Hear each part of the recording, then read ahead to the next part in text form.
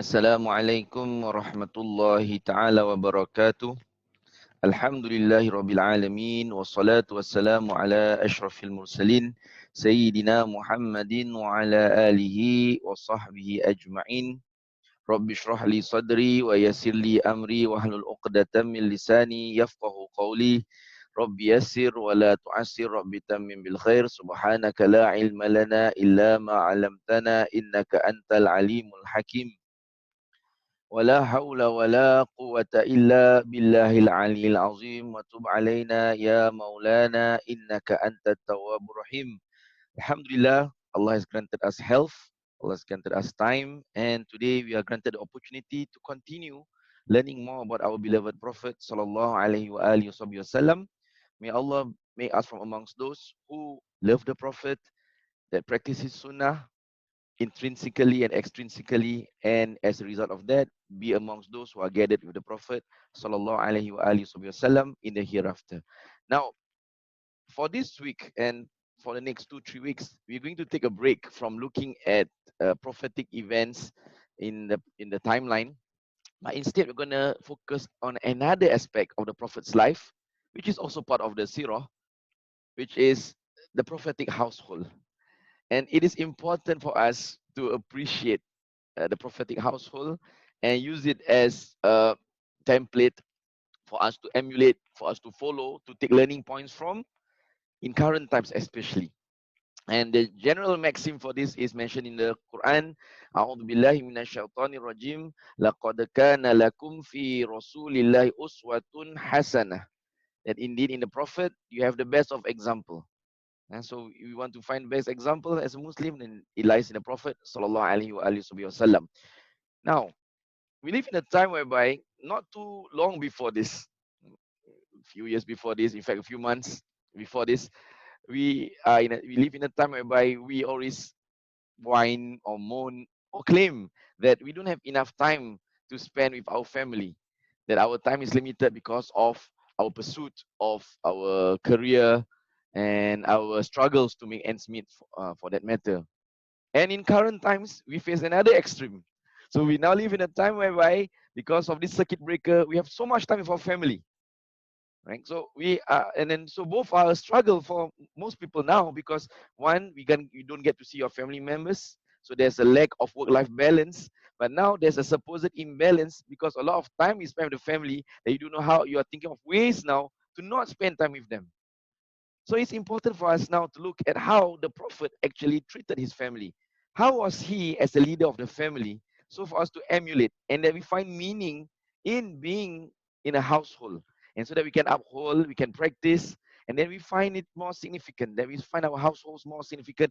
We find new meaning in our life as a member of the family, be it as a leader, be it as a follower, all right? Just an ordinary member, we all find meaning in it. Now, the Prophet ﷺ, as a starting point, we need to understand that we learned this in one of our last modules. We talk about the importance of establishing routines. Now, the Prophet ﷺ, in general, he will divide his time into three realms, right? Into three realms. First is the individual realm. Second is the realm for the family, and third is societal realm. So he divides his time. So the historians, when they study the Prophet, they say that his time is divided into these three realms. So time, let's give some example, contemporary example. I will take a circuit breaker example because it's easier for us to relate. Now, the Prophet ﷺ, when we talk about individual realm, it's very easy. When we leave our houses and we travel to work or we travel to school, now that time between our traveling time and reaching our workplace, now that's our individual time, our own private time. So you can do whatever you want with it.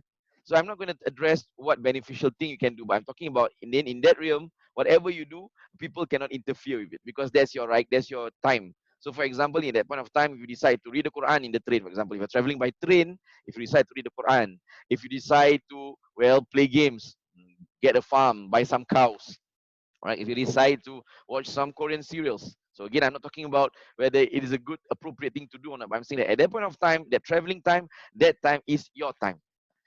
So no one can take it away. But once you enter your workplace, now that is a time in which your responsibility lies in contributing to society, and that you have actually made an agreement to contribute your time to that. Now that's societal time. So that's your time with society. Means whatever that you have been listening to, whatever you have been doing, all right, that will cease to exist. So some people, when they enter their workplaces, all right, they on their laptops, but not to do work, but to listen to talks, to listen to sermons, to listen to classes when it's time to do work. That is not actually permissible, because it compromises the optimum output that you should give into your work. Unless your work requires you to actually do research on that material that you are listening to, and then you have to jot down things, and that's a different thing altogether. So we find that some people in their workplace, they tell me, Ustaz, I listen to this Ustaz. I says, well, when do you listen? Was listening at my workplace. Now in your workplace, then you do work. All right, then you do work. So your work must not be compromised by your private time, right? By your individual time. Now that's done. Now when is family time? Now when you leave your workplace, all right, you finish work and you make your way back, same route back. So you take a train back. Now that's still your me time. That's still your individual time. We call it me time nowadays. Me. Right? It's all about me. Now when you enter into the realm, when you enter your household, when you say Assalamualaikum, right? And then the door is open and you enter into the house. Now that is called your family realm. So once you enter into the household, we have this tendency, and this is called self-entitlement. Sometimes we have been tired the whole day, so we feel so self-entitled to be angry. We feel so self-entitled to be tired. So when we enter the house, instead of greeting everyone else in the family or asking how everyone else is, sometimes what we do is make a beeline or make it straight to our room, close the door behind us, flop ourselves on bed, and then we on our computer or we on our phones, and then we continue surfing again. So we have extended our individual time into our family time. Now, that is unfair. Or sometimes another example is when it's supposed to be dinner time, and then what we do during dinner time is actually we sit at the same table, we have the same meal, same dish, but then no one is communicating and no one is talking. Why is that so? Because we are busy on our individual time. So it's individual time in a family realm, which is not something that is good. So the Prophet ﷺ, we will notice as we go through this, is that he was have time. If it's time for society, he's dedicated and committed to society. If it's a time for family, then all the attention goes to the family. And if it's time for his individual needs, then he does what is necessary for his individual needs. Now some of you are asking, where is his time for Allah subhanahu wa ta'ala? Where is our time for Allah subhanahu wa ta'ala? You say family, you say individual, society. Now, there are two ways to answer this. One, if you're talking about time for Allah in terms of worship, right, acts of spiritual worship or rituals, like your prayers, your dhikr, your dua, your salawat, and all that, well, that is falling under individual time. So when you wake up at night, all right, when you wake up at night and then everyone's asleep, that's your me time, because the family time has ended while everyone is asleep now. So that's your family, your individual time. Then they take all your time to do your qiyamul layl, take all your time to do your tahajjud, take your time to recite the Quran. Okay. And if it's the time, all right, and if it's the time for when, there's one way to answer it. The second way is to know that all this, all right, it's the time for Allah subhanahu wa ta'ala, whether it be individual realm, whether it be family realm, whether it be societal realm, it is all time for Allah subhanahu wa ta'ala. You intend everything for Allah subhanahu wa ta'ala. And that's how you reap maximum rewards, that everything is for Allah subhanahu wa ta'ala. One of the benefits of intending everything for the sake of Allah subhanahu wa ta'ala is that, one, you get rewards for it. Secondly, it makes you extra motivated because you are doing something for he who is most perfect. So he wouldn't accept anything else but perfection, or an attempt at perfection from us. So we try our best to give our best effort in all that we do if we intend for Allah subhanahu wa ta'ala. So that means that at individual realm, when you do your salat, you give all your best in your salat. Try to be focused, try to be committed in your recitation, try to be paying attention to the meanings of the recitation that you have made. If you are praying, or if you are in your family realm, then you believe in the Prophet's hadith. Khairukum li ahlihi wa ana khairukum li ahli. The best amongst you are those who treat your family members well, or you treat your spouses well. And I, says the Prophet sallallahu alaihi wasallam, I treat my family the best. I treat my family well. So then that falls into that realm. So everything that we do, give our best, even for our family. That also, if you know, societal realm, when we do work, when we perform, all right, we perform to our best. that we cut no corners, we don't come late for work, we don't skive, or we make extra effort, and we establish good ties with our colleagues. We be an exemplary person, all right? We be someone who is truthful, someone who is just, at the same time very compassionate with people around us. So we fulfill all these three realms. So if you're talking about for God, then all the time is for God, which is why every day we say in our prayer, Inna salati wa nusuki wa mahyaya wa mamati lillahi rabbil alamin. Inna salati, my prayer, wa nusuki, my worship. Why does a prayer, why is prayer being dichotomized from worship? When we talk about prayer, it's prayer, but worship is everything else that exists beyond the realms of prayer itself. So there's a very important basic understanding we need to have, that we need to have in order for us to achieve this. Therefore, we need to have a routine. We need to have a set of routines. Now, people are asking me, Ustaz, how is it for us in this current environment when you have a circuit breaker, which is why we have this session now. Why instead of a circuit breaker, how do we actually deal with this? How do we have time? Because now the time seems to be encapsulated in one place. Last time it's easier to dichotomize the time because it's divided by places. Your house, which is your family realm, and then you go into societal realm. Once you go into societal realm, right, that's usually your workplace. Then individual time is also defined by the fact that everything else has ceased to function, and therefore you have time for yourself. It's quite easy to dichotomize. But now, how is it so for us in a house whereby we have to stay home because of the circuit breaker? We have to work from home. For those teachers, we have home-based learning. For the students, also they have home-based learning. How do we actually divide the time? Again, the importance of having a routine. A routine actually becomes a platform or becomes a premise for us to tweak it along the way. So, for example, I see on social media wonderful things. So it is up to the family to decide then how to make that dichotomy. Okay, for example, I see some of my colleagues, some of my friends who are teachers. What they do is that their kids, they make it known to their children or to their spouses that now it's the time, it's work time. So what they do, they have their own rooms. All right. So suddenly they've converted their one of their rooms into a staff room for that matter. All right. So what happens is that they will tell their children, all right, this is my time for next 1 hour. I will be inside this room because I have to do home-based learning. So the mother is a teacher, so mother has to conduct a lesson. Okay, so this 1 hour is inside, and the most wonderful thing is that the child understands and the child hugs the mother. I read this literally on Instagram. All right, and hugs the mother and says, "Take care, mom. I can't wait to see you after work." And it's only 1 hour of work, but then again, the standard has been set. Right, the standard has been set. So enter the household. All right, then and I mean enter your workplace. That's for 1 hour. Then after that 1 hour, all right, then you get to be with your family again. And one of the things, one of the blessings that we find in these times of difficulty is the fact that despite we having to dichotomize the time, we find that we have now more time for actually our family members. So it doesn't mean that now you're having your family time to do work. You're having your societal time, means your work time. It doesn't mean that occasionally when you're sitting in your hall and doing work, all right, from home, when a family member walks past, right? When a family member is present before you, that you still acknowledge that person, you still smile, you say hi, all right. And this is one of the wonderful benefits. This is when there's a very implicit intersection, all right, which we can actually take advantage of. The second point is exact the good advantage of this circuit breaker working from home is that you get to actually be a positive example. Your child gets to see how committed you are to work, the sense that you are disciplined, that despite working from home, all right, you are still working well, that you're still disciplined. And some people, I salute them, they even have a proper attire to do work from home. It's almost a work attire, all right, because why? Sometimes they need the attire to actually give them the energy and the conviction, all right, the strength to actually do the work. If not, they won't be in the environment or the atmosphere or the situation. So there's another good thing. So your child sees how committed you are to work. And then this is when you actually see the Prophet ﷺ, if you take an example from him, how he treats his family members. So we have to look at the structural aspect of things. All right. Now, what is the demeanor? How does the Prophet portray himself to his family? We talk about dividing time. We talk about prioritizing time. But how is he as a person to his family members? I give a very simple example from his routines.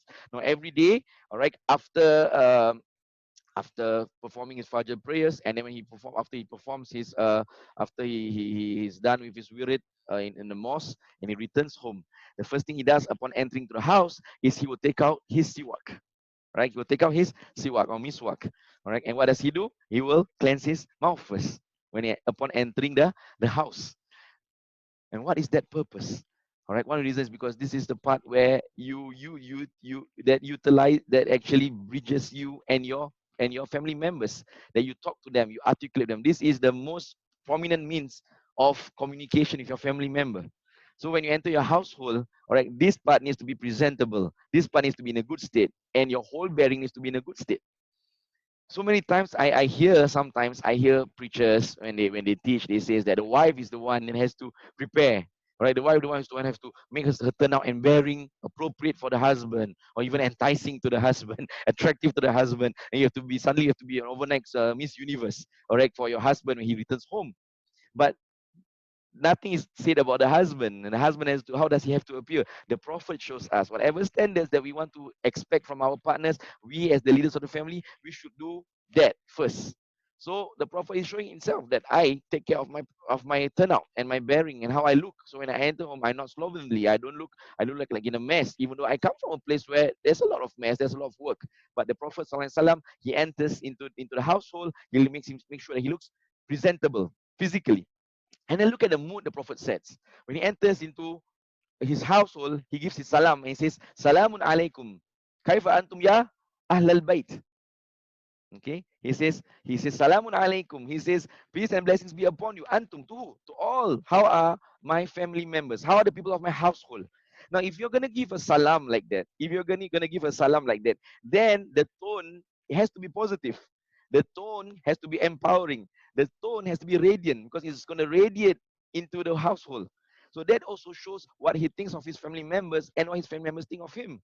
So when you enter the household, you have to be positive. So that's the kind of demeanor you need to have. So again, we look back at the appropriate, how you apportion your time. If it's a time for home, time for family, now whatever burdens you have at your workplace, then cannot be a basis to influence how you are when you step into the house. You might have some issues at workplace with your colleagues, family members. I mean, with your colleagues, with your friends at work. When you enter into your household, your family member cannot take the burden on your shoulders. It's your burden at workplace, leave it there. All right. Come home, make sure that everyone is energized. Everyone else has their problems in the house. Your wife has some problems. All right. Your children have their own problems at school. All right. When you come home, you have your problem. You know, if you use this problem as a basis to justify how you treat your family members, then everyone's going to be selfish and take the lead from you. Well, if dad is feeling entitled to be angry, then we should all be angry as well, because we all have reasons to be angry, and in fact more justified reasons to be angry as well. So on that, so if you notice, as a closing point, one wonderful thing is that the prophet's life, all right, in general, when you look at the three realms, one thing is it looks distinct, but one important aspect that we need to understand is that these distinct realms, they translate into consistency. Who the prophet is at home to his family members, his akhlaq, his demeanor, his actions, he carries the same when he is with the people outside. So there is no contradiction. So when he is disciplined at home, he's also disciplined outside. If he's gentle to people at home, he's gentle to people outside. Sometimes we have this reality. Sometimes we tend to be gentler to people outside of our household. We tend to be nicer to them. We tend to be more disciplined outside house, and then we tend to be a little bit less indisciplined when we're at home. And sometimes when we go for a staff reunion, a staff gathering, we bring our spouses along. Sometimes as a partner, all right, our spouses, our wives, sometimes they hear, this is not my husband. We said, because your husband at work, he is on form, he is very punctual, his workplace is tidy. All right, his workstation is tidy, it's the tidiest workstation. He's a life warrior, he's full of energy, he's always cheerful, he's rarely angry. And then your wife says that there's a contradiction somewhere, because when I go home, my husband is a lion, he's a general, he's a dictator, he's that maximum leader. All right, when he's at home, the room is in a mess. It's not my mess, it's his mess. You find a contradiction. Not for the case of the Prophet ﷺ, is an affirmation, in the sense that people who hear that, they are affirmed. He is like this at home, he is like that outside. There is consistency. The only consistency that's acceptable in Islam is consistency at all times in goodness. The consistency that's not accepted in Islam is consistency in badness. All right. And what is also not acceptable in Islam is inconsistency. So on that note, next week we're going to look specifically at how the Prophet spends his time at home. What does he do at home? All right, as a motivation for us, because next week we're entering into Ramadan, Alhamdulillah, and then again, how do we maximize our time Do we spend our time with the Quran all the way, and then we leave our families isolated, all right? And or we how do we actually arrange our time? We look at it next week, inshallah. So on this note, I would like to wish all of us ahead, all right? May we have a safe transition into Ramadan, that we end into Ramadan in a state of of purity, in a state of goodness, instead of physical and spiritual health. That Allah gives us the opportunity to maximize our time in Ramadan. Allah gives us the time to actually be good leaders to our family members. That Allah gives us this time in Ramadan for us to actually reflect and also to build on existing bonds so that we become stronger as we go through the days in Ramadan. May Allah bless us all. May Allah take care of us all. May Allah reward us all. Wa sallallahu ala sayyidina Muhammadin wa ala alihi wa sahbihi ajma'in. Walhamdulillahi rabbil alamin. Assalamualaikum warahmatullahi taala wabarakatuh. A blessed Ramadan to all.